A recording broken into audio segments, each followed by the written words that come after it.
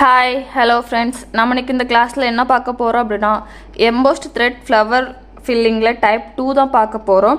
Already நம்ம type 1 பார்த்துருப்போம். இப்போ டைப் 2 பார்க்க போகிறோம். டைப் 1 பொறுத்தவரை நம்ம வந்து பைப்பிங் த்ரெட்டு யூஸ் பண்ணி எப்படி எம்போஸ்ட் லுக் கொண்டு வரலாம் அப்படிங்கிறத பார்த்தோம். செகண்ட் டைப்பில் என்ன அப்படின்னா இந்த மாதிரி ஸ்டோன் வச்சு எப்படி எம்போஸ்டில் லுக் கொண்டு வரலாம் அப்படிங்கிறத பார்க்க போகிறோம். அதுக்கு ஒன்றுமே இல்லை, நம்ம எப்பவும் போல் ஸ்டோனை ஒட்டிடுறோம், அவ்வளோதான். ஒட்டிட்டு அது நல்லா காஞ்சதுக்கப்புறம் அதுக்கு மேலே ஸ்டிச் பண்ண போகிறோம். இவ்வளோ தான். எப்பவும் போல் ஸ்டோனை ஒட்டுவோம். இப்படி தான் ஒட்டணும். நான் ஒட்டிட்டு ஃபுல்லாக காமிக்கிறேன். இந்த மாதிரி தான் ஸ்டோன் ஒட்டணும். இப்போ ஒட்டிட்டோம். இப்போ ஸ்டோன் என்ன கலரோ அதே கலர் த்ரெட் தான் நம்ம யூஸ் பண்ணணும். ஏன் அப்படின்னா லைட்டாக நூல் விலகிட்டு அப்படின்னாலும் இந்த ஸ்டோனோட கலர் வந்து வெளியே தெரியாது. இப்போ நம்ம வேறு கலர் யூஸ் பண்ணிட்டோம், லைட்டாக இந்த ப்ளூ கலர் தெரியுது அப்படின்னா அது அசிங்கமாக இருக்கும். அதனால தான் இது என்ன கலரோ அதே சேம் கலரில் ஒர்க் பண்ணுங்கள். நான் இப்போ சென்டரில் உள்ளதுக்கு மட்டும் கலர் டிஃப்ரெண்ட்டாக ஒர்க் பண்ணி காமிக்கிறேன், எப்படி இருக்குன்னு பாருங்கள். இந்த மெத்தட் பொறுத்தவரை நம்ம இந்த ஸ்டோனுக்கு சைடு ஆப்பில் தான் ஒர்க் பண்ண போகிறோம். இதுலேயே மொத்தம் 2 மெத்தடு உண்டு. ஒன்று எப்பவும் போல் இந்த மாதிரி கிடைமட்டமாக இப்படி ஒர்க் பண்ணுறது, இன்னொன்று இந்த கிராஸில் ஒர்க் பண்ணுறது. நான் இப்போ இந்த கிராஸில் ஒர்க் பண்ணி காமிக்கிறேன். சென்டர் பாயிண்ட் எப்படின்னு பாருங்கள். எப்பவும் போல் சில்க் த்ரெட்டு லாக் போட்டு எடுத்துட்டேன். எப்படி கிராஸாக ஒர்க் பண்ணணும்னு பாருங்கள்.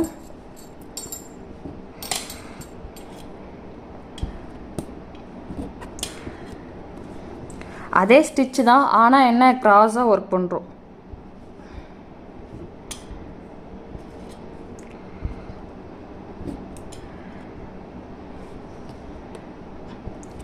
கீழே உள்ள அந்த ஸ்டோன் கலர் தெரியாத மாதிரி ஒர்க் பண்ணுங்கள்.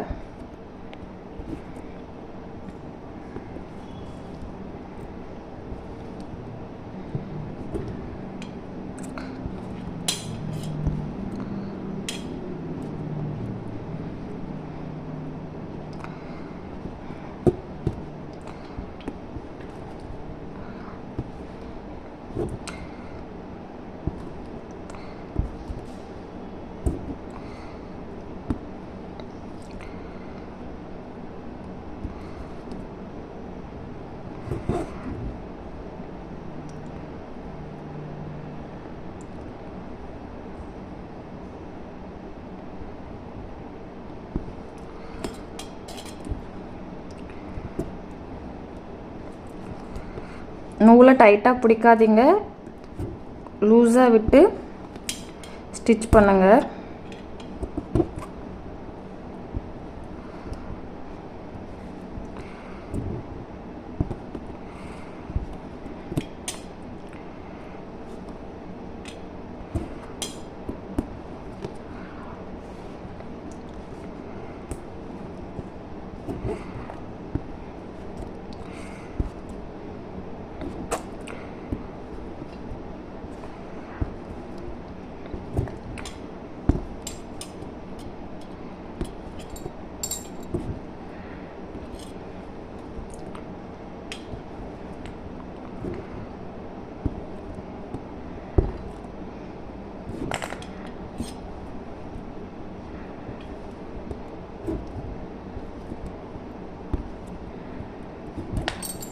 அவ்வளோதான். இதை ஃபுல்லாக ஒர்க் பண்ணி முடிச்சிட்டேன். எப்படி இருக்குன்னு பாருங்கள். எவ்வளோத்துக்குள்ளே எம்போஸ்ட் லுக் கிடைக்குதுன்னு பாருங்கள். இது லாக் போட்டு எடுத்துக்கலாம். பாருங்கள், நாட் போட்டு எடுத்தாச்சு. இப்போ உங்கள் ப்ளூ கலர் ஸ்டோன் இருக்குது. ஸோ நம்ம அதே மாதிரி ப்ளூ கலர் த்ரெட்லேயே ஒர்க் பண்ணுவோம். எப்படி இருக்குன்னு பாருங்கள்.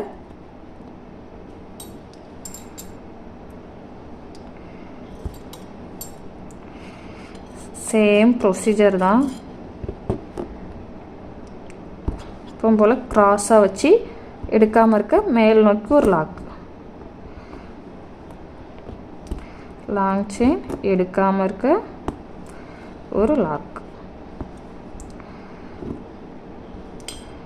லாங் செயின் எடுக்காமல் இருக்க ஒரு லாக். ஸோ இதே ப்ரொசீஜர் தான்.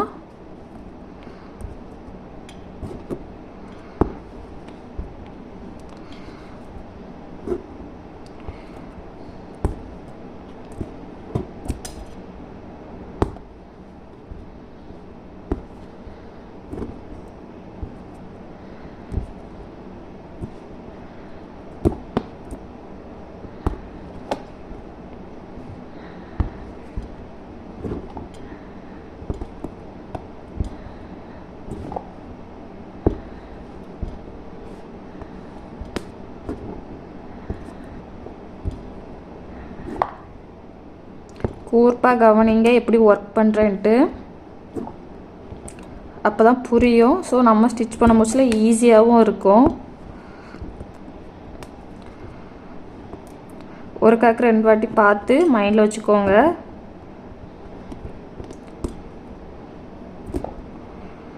மைண்டில் வச்சுக்கிறது மட்டும் இல்லை, நீங்களும் ப்ராக்டிஸ் பண்ணி பாருங்கள்.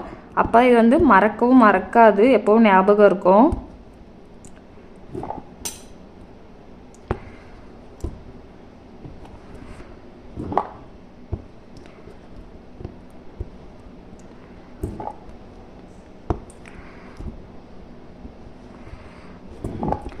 அவ்வளோதான், ஒர்க் பண்ணியாச்சு. இப்படி தான் ஃபுல்லாக ஒர்க் பண்ண போகிறோம். ஒர்க் பண்ணிவிட்டு காமிக்கிறேன்.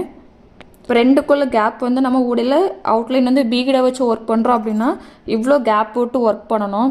இல்லை நான் கொடுத்துருக்க அதே இதை வச்சு தான் ஒரு லேயர் செயின் ஸ்டிச் கொடுக்க போகிறேன், இல்லை நான் ஜரியை வச்சு செயின் ஸ்டிச் கொடுக்க போகிறேன் அப்படின்னா இந்த மாதிரி க்ளோஸாக ஸ்டிச் பண்ணால் போதும்.